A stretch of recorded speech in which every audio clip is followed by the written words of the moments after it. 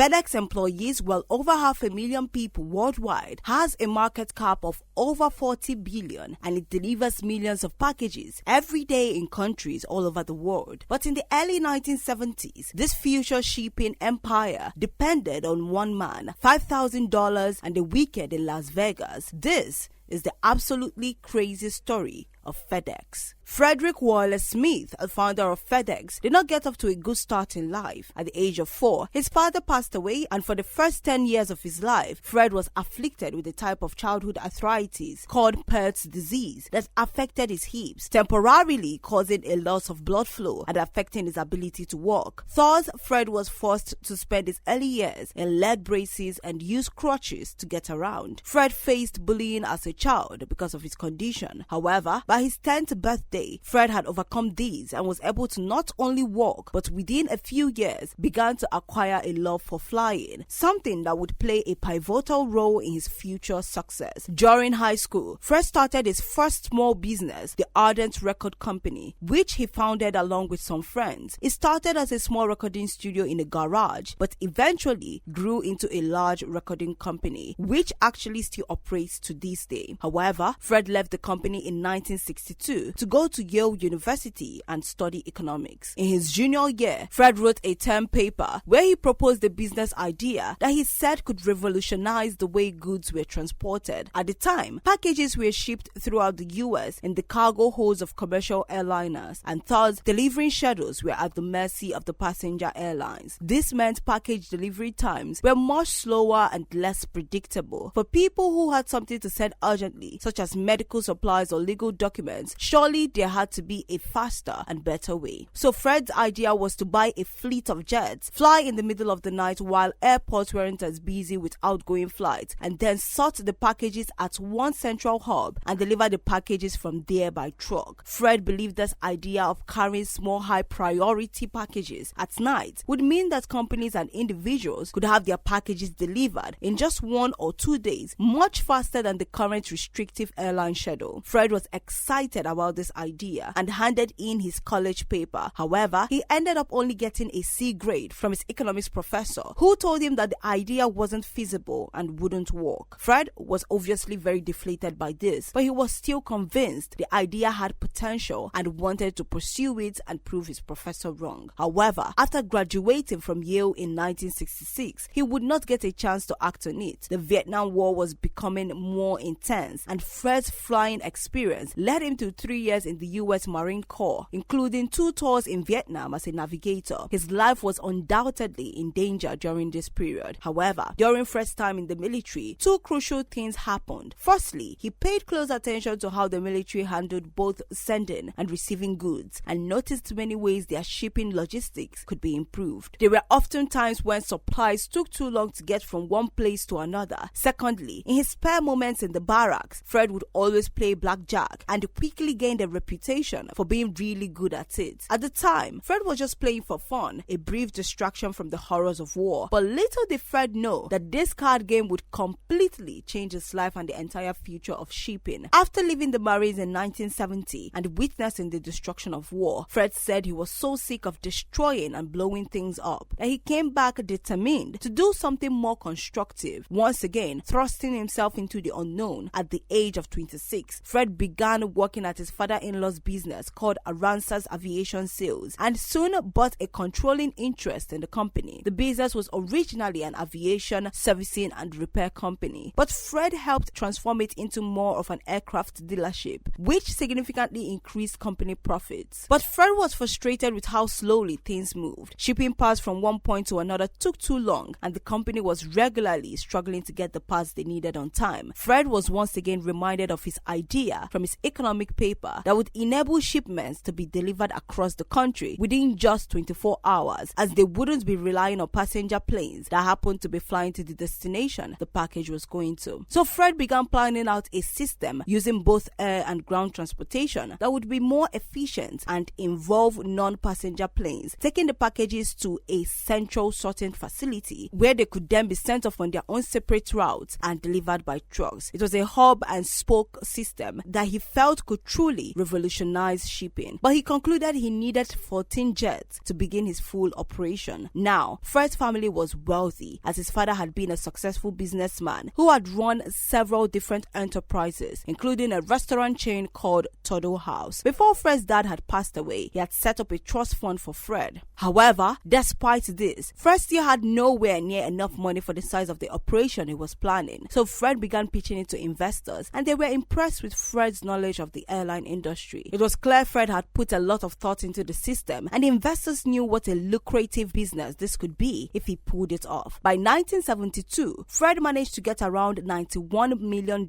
in loans and venture capital funding to build this revolutionary shipping business. Now, Fred's initial plan was actually to focus on checks to start with. Of course, nowadays, we take for granted money being instantly transferred all over the world. But back in the days, when people sent checks as payments, it was often a very long process. So Fred contacted the Federal Reserve, America's central banking system, hoping to strike up a partnership. At the time, checks would often have a 10-day turnaround time, whereas with Fred's new shipping system, it could be a 24-hour process, allowing them to quickly deliver checks between the Federal Reserve banks. The Fed seemed to like the idea as well and agreed to the deal. So Fred went ahead and bought and outfitted a small fleet of lightweight aircraft to fulfill the contract. Landing the Fed as a client also inspired Fred's choice of business name, as he originally called the company Federal Express. Thus, Fred's shipping business was finally born, and the Federal Express logo was proudly plastered on each plane, letterhead, business card, and bulletin board. Fred had his first client, and a very big client at that, so the future looked exciting. And then, quite suddenly, the Federal Reserve backed out of the deal, meaning Fred was stuck with the planes, bills, and the name Federal Express. Despite no longer working with the Fed, this was a massive setback, but Fred kept the name Federal Express anyway. In fact, it wouldn't be until 1994 that he changed the company name to FedEx Corporation instead, because most people simply referred to the company by the shorter nickname FedEx anyway. Back in the early 70s, since he was no longer going to be transporting checks for the Federal Reserve, Fred turned his attention to shipping small urgent packages for businesses and consumers. On April 17, 1973, FedEx officially began operating. Fred chose to base the company in Memphis since it was fairly centrally located in the US, which made it an ideal hub for Fred's plan. Plus, Memphis Airport agreed to make certain adjustments they needed for the business to operate smoothly and had additional space readily available. Plus, the airport was relatively close because of bad weather, so FedEx was in business. On the first night of operating, 14 aircraft delivered 186 packages to 25 different US cities, and word of this overnight delivery system quickly spread. The vision Fred had back when he wrote the economics paper all those years ago was finally now a reality. But little did Fred know a crisis was about to begin that would completely destroy the business, just as Fred's business was beginning. So was the 1973 oil crisis. You see, because of political tensions in the Middle East, the Organization of the Petroleum Exporting Countries placed an oil embargo on countries they believed were supporting Israel, which included the United States, where Fred was operating his business. Since the US heavily relied on oil from the Middle East, they were one of the hardest hit countries, and the oil prices quadrupled. This rapidly rising fuel cost put FedEx in serious trouble. Federal Express was just getting off the ground, and the 14 Falcon airplanes took a lot of jet fuel. Because of the oil embargo, jet fuel was hitting historic high prices with no potential downturn in sight. As a result, FedEx's operating costs were spiraling out of control, and the company was losing an estimated $30,000 per day. Fred's vision was literally running out of gas, and Federal Express's hopeful beginnings were losing altitude. It is estimated that in the first 26 months of business, Fred Smith saw a $29 million loss. Understandably, investors were not so keen on putting more money in, since it was unclear when oil prices would drop again. Fred became so desperate that he had to ask his loyal employees to hold on to their paychecks and not catch them for as long as possible in order to try and keep the company afloat. FedEx pilots and drivers even started using their own credit cards to fuel up and get reimbursed later, as they knew how little money the company had left. Fred himself completely stopped taking any pay from the company because there was simply no money left to go around. Soon, it became clear that FedEx was only a few days away from closing its doors forever. At one point, Fred had only $5,000 left in the company bank account, but even that wouldn't be enough to pay the $24,000 fuel bill they owed. Fred Fred's dreams were about to be dashed. After only a couple of years of business, desperate, Fred decided to take one last chance to save his business. He decided to take that last $5,000 and fly to Las Vegas to try and gamble it all the way. He thought if he could get lucky and win a substantial amount, it might be enough to pay the company bills. Now, this might sound like a crazy gamble, but Fred was a former Marine and a card counter. He felt he had a pretty good shot at blackjack. Once in Vegas, Fred managed to turn the $5,000 into $27,000, which meant he could pay the fuel bill and keep FedEx afloat for at least another week. He used this money to get some breathing room, and when he went to the investors once more, and this time he managed to secure a further $1 million